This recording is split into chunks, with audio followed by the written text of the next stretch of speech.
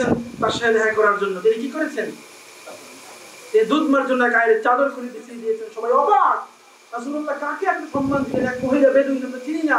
তিনি বললেন, তোমরা না চিনতে পারো, তিনি হচ্ছেন ওই মহিলা যিনি আমার মায়ের অবর্তমানে আমাকে দুধ পান করিয়েছেন। সুবহানাল্লাহ। সুতরাং এই বিষয়ে ওয়াজ করার মনে হয় আর দরকার নাই, আপনারা সবাই জানেন। এজন্য কোমল হৃদয়ের অধিকারী হতে হবে। এবং নাম্বার 1 হচ্ছে আপনার আব্বা আম্মা। মান আহাক্কু বিহুসনি সাহাবাতি, সাহাবায়ে কেরাম জিজ্ঞেস করলেন, ইয়া রাসূলুল্লাহ, আমার সবথেকে উত্তম আচরণ কে পাবে? উম্মুকা। সুম্মা মান? উম্মুকা তোমার মা। সুম্মা মান? উম্মুকা তোমার মা। এরপরে কি? সুম্মা আবুকা, সুম্মা ফাআদনাকা ফাআদনাক। তোমার মধ্যে সর্বোচ্চ যদি ভালো ব্যবহার থাকে, সবার আগে এটা গিফট পাবে তোমার মা, তারপরে পাবে তোমার মা, তারপরেও তোমার মা, 4 নম্বরে তোমার বাবা, 5, 6, 7 আর অন্যান্য যারা আছে তারা সবাই। অথচ আমরা দেখি যে আমাদের মধ্যে যে ভালো আচরণগুলো আছে, ভালো আচরণগুলো সবার সাথে আমরা করি। আর যদি নতুন কারোর সাথে ভাব জমানোর দরকার হয়, তখন তো মুখ থেকে রসগোল্লা বের হয়।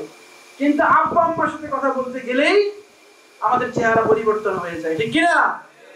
এটা হতে পারবে না। তাহলে আপনি ওই বললাম দুনিয়াতে শ্রেষ্ঠ হতে পারবেন, আল্লাহ রাব্বুল আলামিনের কাছে শ্রেষ্ঠত্ব হওয়ার কোনো সুযোগ নেই।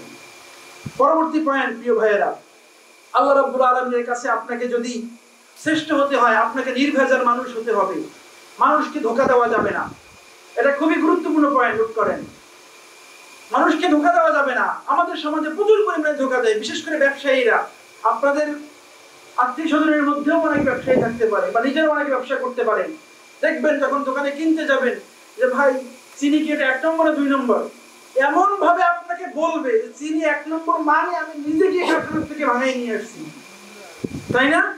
বিশেষ করে ওই যে মাঝে মধ্যে সুন্দরবন আপনাদের পাশেই সুন্দরবনের মধু, কারোটাই ভেজাল নাই, সব খাঁটি।